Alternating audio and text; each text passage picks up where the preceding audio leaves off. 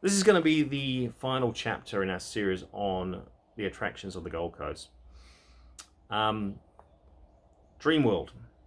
So after a really good night on the dinner cruise last night, we are on to day 4 and Dreamworld.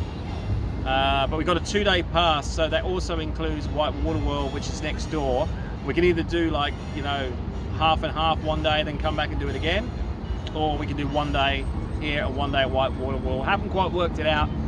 That might depend on the heat. If it gets really hot, then we might go over and do some of the water attractions.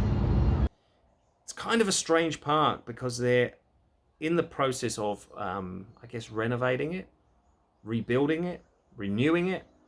A lot of rides have been decommissioned, and I think the catalyst for this in part was that several years ago there was a fatal accident on one of the rides, and that one, as you might imagine, got shut down. It got investigated, but a lot of others have followed.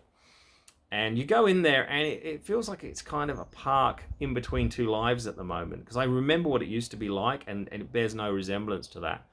But it's in the process of that rebuild, and some of the rides are pretty good. So you first of all come in the gates, and I can't not mention there was a bit of a palaver with the redeeming of our tickets, and that took a long time.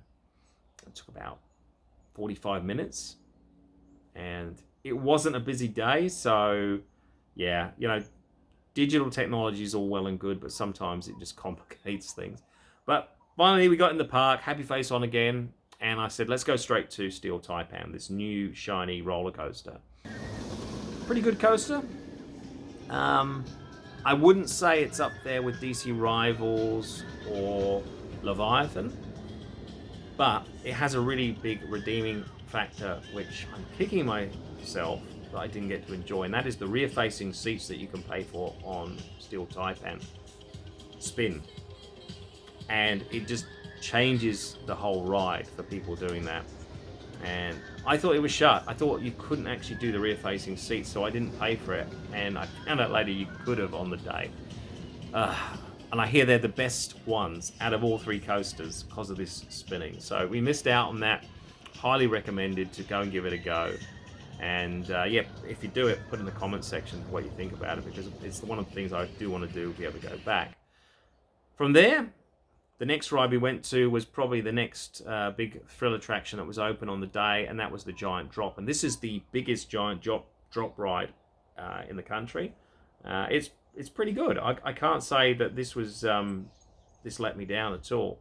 So later in the day, because it wasn't busy, it was very quiet, and there weren't queues, I just said to the person running it, can I just stay on rather than having to go around? There's no queue. And later in the day, they actually let me do that. So I said, right, well, let's see if we can how many times we can do this in a row. And so I did 10 further times in a row on the Giant Drop. And by the end of it, I was like, yeah, this is pretty good. View's pretty good. Down we go again. And I'm like thinking, the thrill's starting to wear off now. Maybe I need to take this to a new level. And it was then that I actually started thinking about, should I actually get into skydiving? It's one of those things I've never done, but yeah, who's to say where this little seed will lead down the track? But I was thinking that might be something to do, and stay with me on this because this led to one of the attractions we did later in this video. After that, we went on some of the smaller attractions because if you're there, you might as well give it a go. And then we went to one of the real surprises, that it's another new attraction called Sky Voyage, which is basically a virtual reality trip through over various scenery in Australia, tourist attractions, including stuff in South Australia that we may yet do. And it's just stunning. It's really good. And as you're getting moved around in the sea, I'm sure you've seen these kind of rides in Disneyland and places like that. But this took it to another level. This was really good. As it was doing that and moving around, it was also spraying you with some fine mist and things like that as you'd go through a cloud or as you go through the surf. And the timing of it just felt better than I've seen done before, and it felt really quite realistic. And both of us came off that and go, oh, that was really good. And the theming actually leading up to it isn't bad as well. They can, again, I think, make a bit more of it. But we weren't disappointed with Sky Voyage, so we went on that again later on. After that, yeah, I mean, as I say, we did do some of the smaller attractions. We had a normal coffee and ice cream and everything else we've been doing in between, but there wasn't too much more at Dreamworld that I found memorable because it's going through this, you know, renovation stage.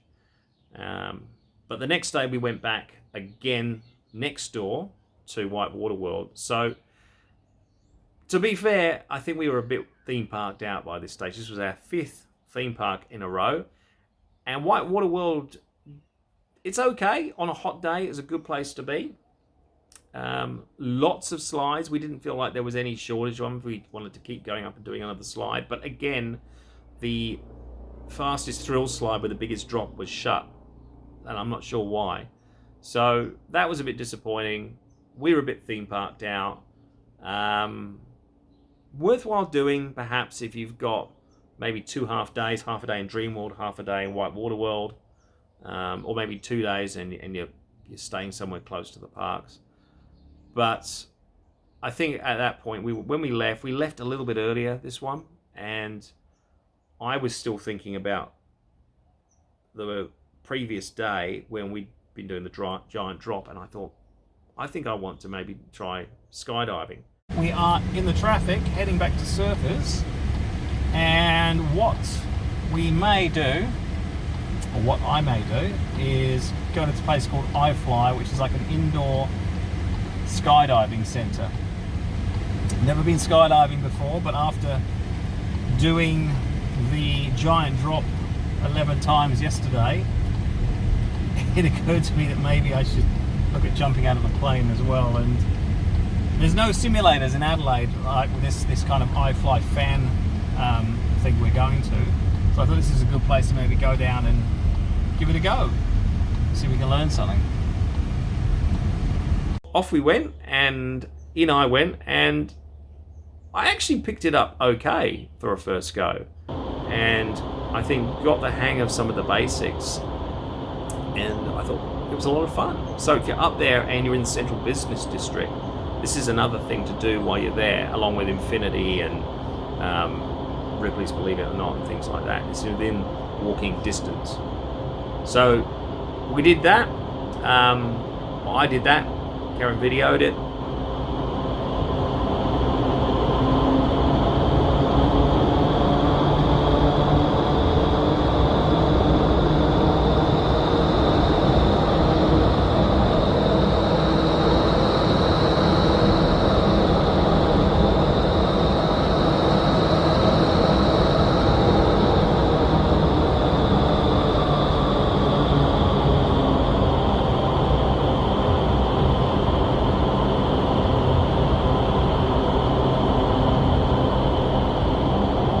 And then we went out and I looked at the SkyPoint climb, and we just weren't organised enough to book into it, unfortunately. But that didn't mean we couldn't go up to the observation deck in the tower and enjoy the last sunset from our trip up there. And that's what we did. So we went up there, we had a coffee, we had a bit of a cake, and yeah, just watched the sun go down. Beautiful 360-degree view all around the Gold Coast. And that essentially capped off our 6-day trip. So the next day, drove back to the airport. Glad the car got back in one piece. Just about got to the point where I was familiar with how to drive this technological marvel, and then we had to give it back, which was a shame. And yeah, fly back to sleepy Adelaide. And my overall reflection on the trip was it was a great escape for 6 days. It was exactly like what we had planned. I love Queensland. I love the Gold Coast. But I also like coming back home and the quiet and the serenity of being back in somewhere like Adelaide. I do, however, think it would be great if we had at least one theme park down here. So anyone with deep pockets out there who wants to make that project happen, that would be awesome. Thank you for listening and watching our trip to the Gold Coast and the attractions there. Hope you enjoyed it.